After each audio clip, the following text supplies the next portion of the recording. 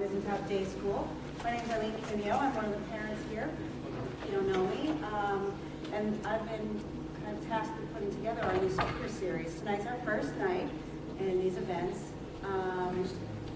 The reason why I wanted to put these speakers series together and introduce to people to the community that we think best represent the living values that are the basis for our school. So there's a living values education program that was created several years ago by five colleges, 20 educators working with UNICEF to try to find a way to empower youth. And they came up with 12 living values. And years later, here's our school, and our curriculum incorporates those values into our daily routines. So with that, we said, how do we share this with the community in a way that's interesting and engaging? We call it a speaker series, where we seek out people who reflect the values that we're teaching. We happen to come across Joe Micheletti. In about 5 minutes, you're going to see two of the living values in him as soon as he starts speaking. One is respect, and the other one is hockey. Well, hockey. I was involved because I kept joking. I'm like, it's too bad we don't have sportsmanship as a living value. He is the kindest, most sincere person that I think I've come across in a long time. So we're excited to have him speak to you tonight. He will be speaking with Bill McGinnis, who some of you know. He's a local hockey coach, and he's a parent of two of the students in our school. And they'll be doing a question and answer type of format for the first half of our program. And then we want to open up the discussion to you. So really think about questions you would like to ask Mr. Micheletti. If you haven't read his full bio, it is in your program, so I won't bore you with that. Before I introduce them, I just want to know, are there any Rangers fans here? Yeah. Any Anaheim fans? I heard that's not a popular position to be in today. If you didn't get a chance to buy your raffle tickets, we are raffling off tickets to a Rangers game for next season. It's true. I'm not even joking. And with those tickets comes access to the broadcast booth with Mr. Micheletti. And that is a really special experience that you'll be able to have.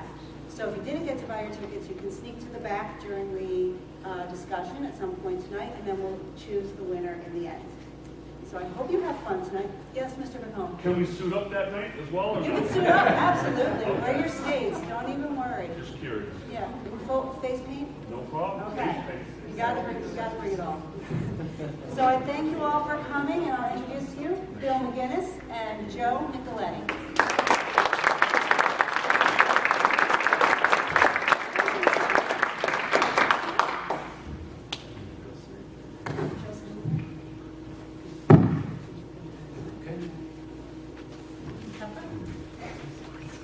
Thanks very much, Eileen.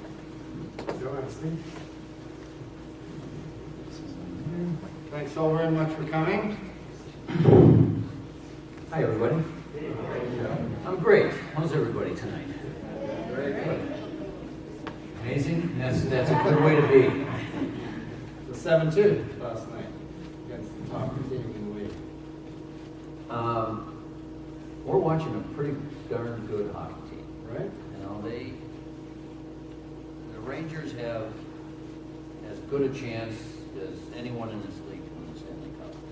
That's how good they are. Right. They can score, they have goaltending, they have depth, Speed. they have great speed. Yeah. They play defensive hockey where they can shut down teams. So when they're doing, I think last night was a good example. Yeah.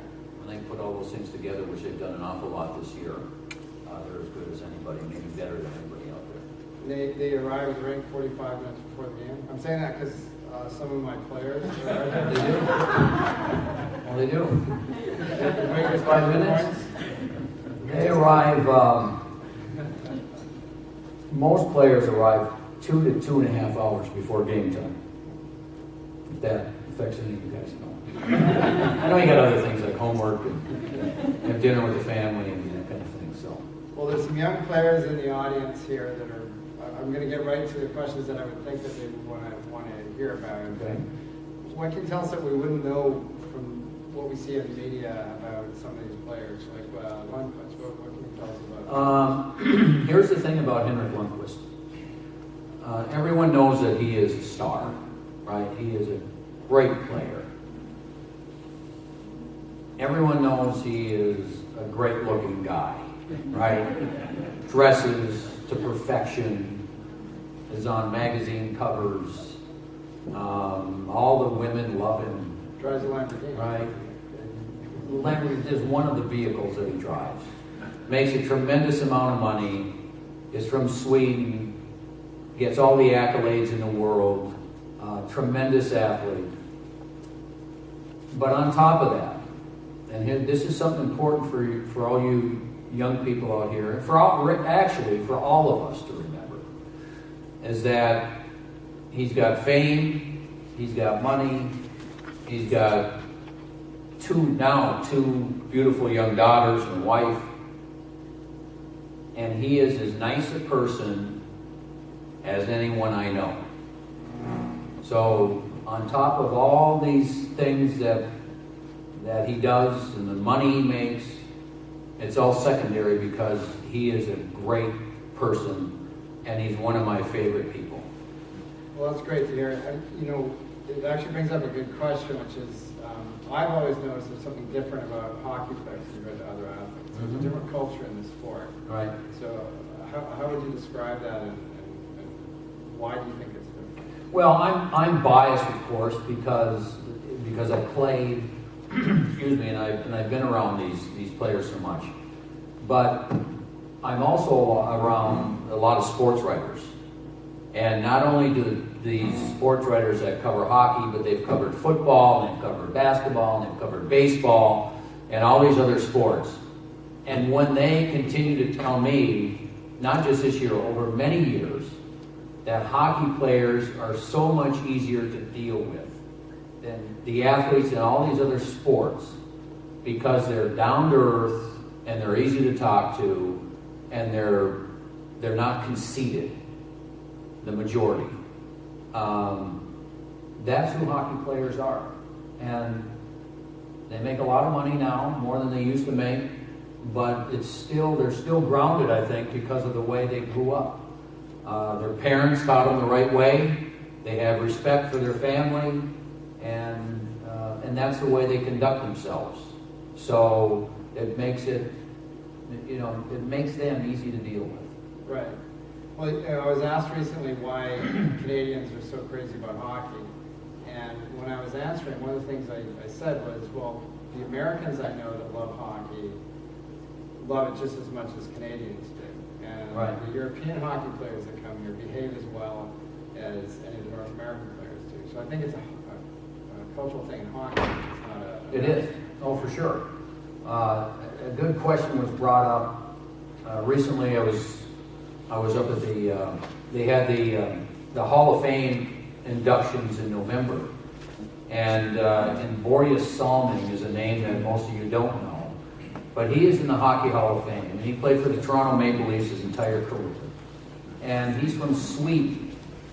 And one of the Hall of Fame sports writers that I was talking to at that time, he asked me a simple question. Name me a Swedish hockey player that's a bad person, that you don't love. And you can't. That's the way they are. So you're right, whether it's the Canadian hockey players, the U.S. players, the Swedes, the Czechs, the Finns, the Russians, they're all basically the same type of people. Not everybody's the same, of course, and you're always going to have a few in every sport. But generally, across the board, hockey players they're real people, and they don't think of themselves as something special. Yeah. Now, speaking of nationalities in hockey, you played in the 70s at the University of Minnesota for Herb Brooks. I think everybody here has probably seen Miracle on Ice. And we'll get to Herb Brooks in a moment, but you were the MVP in your senior year and won the national championships and captain of your team, but drafted 123rd overall. That would never happen now. Back then, American hockey didn't have the status and presence that it does Right. now in the game. And when I see the level of hockey that's being played in U.S. college hockey now, it's such a transformation. American hockey players are equal to Canadians. There's just not as many of them, but it's been a remarkable change. And Herb Brooks had a lot to do with it, I'm sure. Right. Herb Brooks had a lot to do with it. There was also a gentleman that coached Herb Brooks at the University of Minnesota, a guy by the name of John Mariucci, who played for the Chicago Blackhawks way back when. And he was one of the very few Americans that played in the NHL at the time. So he had a lot to do with helping us young American kids get a chance. When I turned pro in the late 70s, I believe at that time there were only 6 or 7% of all the players in the National Hockey League were American born. So it's grown exponentially since then. And a lot of that has to do with, the Herb Brookses of the world and the John Mariucci's and these people that really believed in giving U.S. kids a chance to play the sport. And so now, I mean, what is so different now is that we are seeing NHL teams draft kids in the first round that are from Florida, California. There's a kid in next year's draft, not this June, but next June, that's probably going to be the first pick overall in the NHL, and he grew up in Phoenix. So, years ago, they didn't know what hockey was. When the Minnesota North Stars moved to Dallas, Dallas had one indoor hockey rink. One. And now they have 30 or 35. And the sport has grown tremendously. So it's happening in Florida and in California and in Texas and so many of the southern states where they didn't even know what hockey was back years ago. So the growth, and it continues to grow. Now, I learned something just before the event started that you haven't actually watched Miracle on Ice, which No. is amazing to me since you played with Herb Brooks. No. So what can you tell us about Herb Brooks personally? And you told some great stories beforehand. He had some specific abilities that you told us about. Maybe you can share it with us. Yeah, I didn't watch the movie because I was fortunate enough, and it wasn't just me, but it was my family as well. I'm one of 9 children, and the first 6 of us were boys. And when I was playing hockey up in northern Minnesota, a place I was born in International Falls, which is right up on the Canadian border. And when I was 4, my family, and I was the 5th boy, my family moved 100 miles south to a place called Hibbing, Minnesota. For all of your fathers and grandfathers, Bob Dylan was from Hibbing, Minnesota. You guys don't know who Bob Dylan is, but I know some of your parents do. So that's where I grew up. And when I was lucky enough and good enough to be considered to play college hockey, Herb Brooks was the coach at the University of Minnesota. And he came up to Hibbing to recruit me and to talk about me going to the University of Minnesota. And so the first thing that he did, when he got to the door, and I didn't answer, my mother answered the door, and they went, my mother, my father, and Herb Brooks, went and sat in our living room, and they talked for an hour, and I still hadn't met her. And so, but that was one of the strengths of Herb. He always felt that he should make sure that the family gets to know who he was and what he was about, and that what he planned to do to help take care of the parents' kids. And so Herb Brooks became, my parents not only believed in Herb Brooks, but he almost became like a son to them. And they ended up having a very special relationship. And then I had 2 younger brothers that also went to the University of Minnesota to play hockey. So Herb became friends with my brothers. He became more than friends with my parents. And when my parents passed away, Herb Brooks went to extraordinary means to get to their funerals, including driving through a blizzard from Minneapolis, which is generally a 4-hour drive to Hibbing. Herb Brooks drove through a blizzard just to get to my mother's funeral. That was the relationship. And so when he died suddenly and unexpectedly, I was one of his pallbearers. And so when the movie came out, I just didn't want to see it because I wanted to remember Herb, the way I knew him.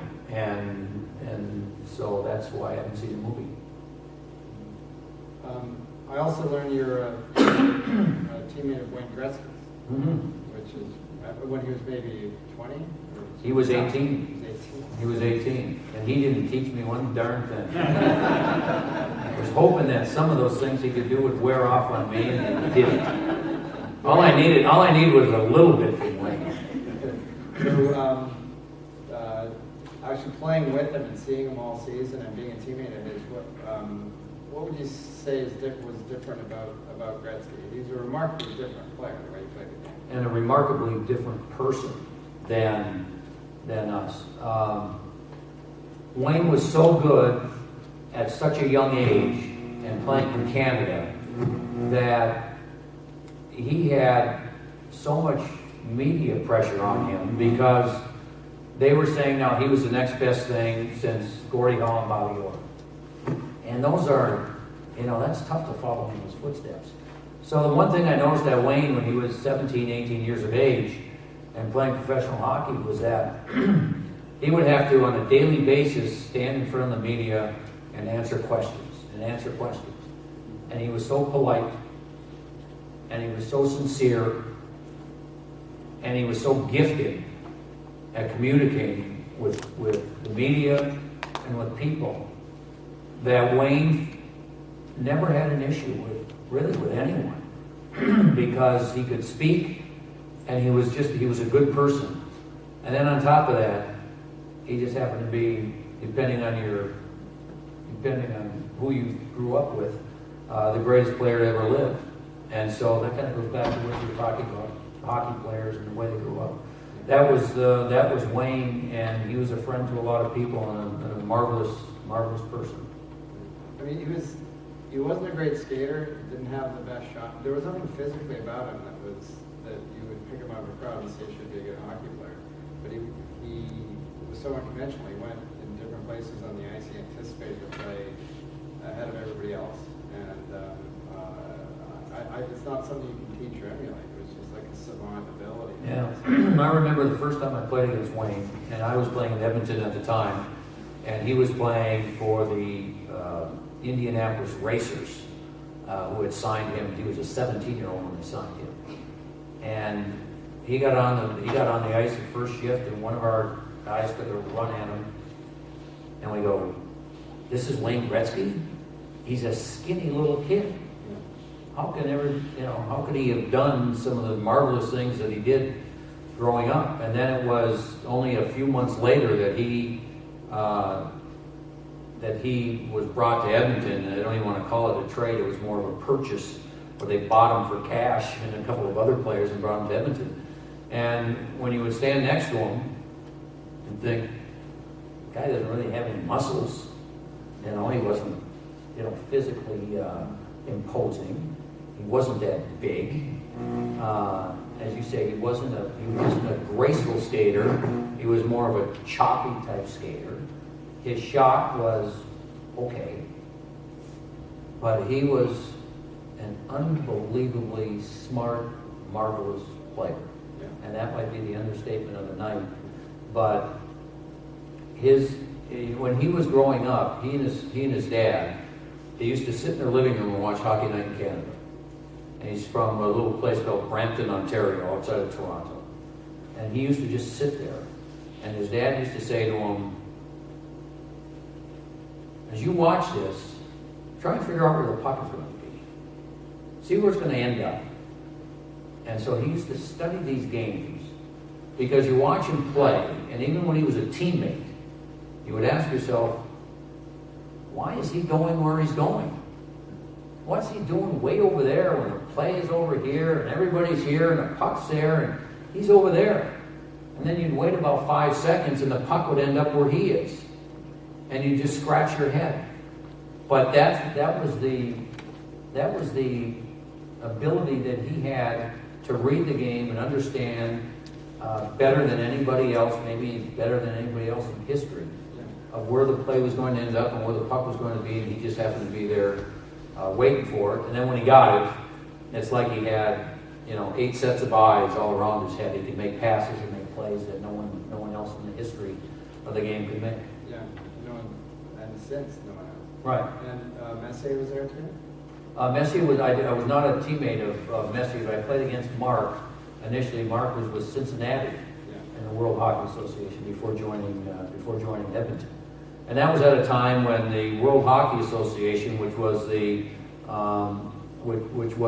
competing league with the NHL, and Bobby Hull was the first big star to join the World Hockey Association, and that was the competing league. And so one of the big differences as far as rules were concerned is that you couldn't join the NHL at that time until you were 19 years of age. And the World Hockey Association, they didn't care. So they signed Wayne and Mark Messier, and there was a group of other real good young players that they signed when they were 17 and 18 years of age playing in the league. And the NHL didn't like it, and eventually they merged together into one league. But that's why Wayne and Mark and a few of these other young players were playing at the time. So a little bit more about the Rangers. There's a remarkable transformation over the last couple of years. What's been the difference? Is it Alain Vigneault? I'm a big fan of his, being a Canucks fan. Yes, you should be. I was at the riots the night before. So was I. Oh, were you? It's just kids having fun. Yeah, right. They still do the same thing. I was there at the Olympics in 2010. Yeah. Whether you win or lose, they're going to set something on fire because they think it's great. And those aren't even the hockey fans. Right. Those aren't even the fans. They're not even the hockey fans. That's absolutely true. Alain Vigneault, what has he done differently with the Rangers? How has their system changed? You said a little bit about the north-south for the... Alain Vigneault's belief in how you play the game of hockey is to get the puck as quickly as you can as a team, keep it, and attack. And it's just about as simple as that. But the key to all that is you have to be really sound defensively as a team to fight to get the puck, be in position to get the puck, and then attack. And go as quick as you can down the ice, move the puck as fast as you can. And it is an extremely, for a player, it's a wonderful way to play because it's fun. He allows you to use your mind and to be instinctive and to use your imagination and he doesn't want to squelch anyone into thinking they can't use their skills to play. So the players enjoy playing that way. But again, his mantra is you play defense first. And then once you do that, we're going to have the puck a lot more if we're good defensively. And then let's attack. So their system is built on defense, but it's an offensive-minded system that is it is fun to watch. I just sit back and marvel at some of the things that they do. Yeah, I saw Nash and Kreider playing on the same line in the highlight I watched from last night. Mm-hmm. It's two big bodies, long reaches, hard shots. I need to see them coming down on me. Yeah, this league now has turned into, if you have size and speed, that's hard to get. It's really hard to get. And Chris Kreider is unique. So is Rick Nash. In that, Kreider is about 230 pounds and 6'3", and Rick Nash is, 6'3" or 6'4", and about 215 or 220. And then they have skill. So they're on the same line now because Marty St. Louis, who is 5'7" and 175 pounds, is out of the lineup. So Alain Vigneault is smart, is trying to find the right combinations and move players around because they went through this stretch of not being able to score goals, and yet they continued to win. And they've been a high-scoring team all season. So that's why we've seen some different combinations lately. Now, you mentioned size and speed. You know, I'm listening to something, okay, to improve my game, then I need to get some size and some speed. So, the thing about Marty St. Louis is undrafted. They say he's 5'7". I don't think he is. He's 5'5". Maybe. Right. Right. His skates 5'7". Undrafted and has scored over 1,000 points in the NHL. Won the Stanley Cup. He's a truly great. I mean, everybody loves watching him play. Right. And to me, it reminds me of an old TSN commercial from years ago. They measured his speed, they measured his size, they couldn't measure his heart. He really overcame a lot to play in the league. And we've got young players here. They all aspire to play at the highest level they can. So, what kind of advice could you give them? I mean, they all have hurdles and obstacles. They all have to overcome something. So, it's an inspiration to see a player like this, and it can happen. And I believe he works probably harder than anybody else in his fitness. That's one of the things. That's one of the things. I think the simple answer to that is don't ever listen. If somebody says no to you, don't listen to them. Except your coach. Give it to your coach. If your coach says you can't do something, I'll give you unless it's used in the right way. When I was drafted by the Montreal Canadiens in 1974, and Herb Brooks was my coach, and we really didn't know anything about the draft at that time. I got a call from his secretary, and I was on campus at the University of Minnesota. And we just finished my first year. We won the national championship, and everything was rosy. And so I got a call that I had to go to Herb's office. He wanted to have a meeting with me. So I went to his office, and I'm sitting outside waiting. And finally she calls me and says, go in and see Herb. So I go in and see Herb, and Herb says, the Montreal Canadiens drafted you, but don't worry about it, you'll never play in the NHL. And that's all he said. I said, okay. But anyway, that was part of Herb's genius of motivating people. And he didn't say it in a mean-spirited way. He said it in a way where it kind of made me go, okay, all right. So I left, and that was it. I left.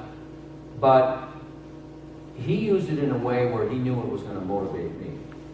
Because one of the things that made Herb so great, and you think back to that 1980 team that won the gold medal in the Olympics, this is still the most, I sit here today, and I think that is still the most amazing thing that I've ever seen. And at the time I was in St. Louis, I was playing for the Blues, I had my leg in a cast because I had a knee surgery. And I'm watching all this happen. And I'm just shaking my head and I'm saying, this is Herb. This is Herb, because one of his great strengths was his ability to read people, get an understanding of who they were, and learn how to deal with each person on an individual basis and how to push the right buttons to get that person motivated. Now, you're not going to run into everybody that's as smart as Herb Brooks was. But the thing to remember is that if you want to do something, if you really want to do something, don't let somebody tell you you can't do it.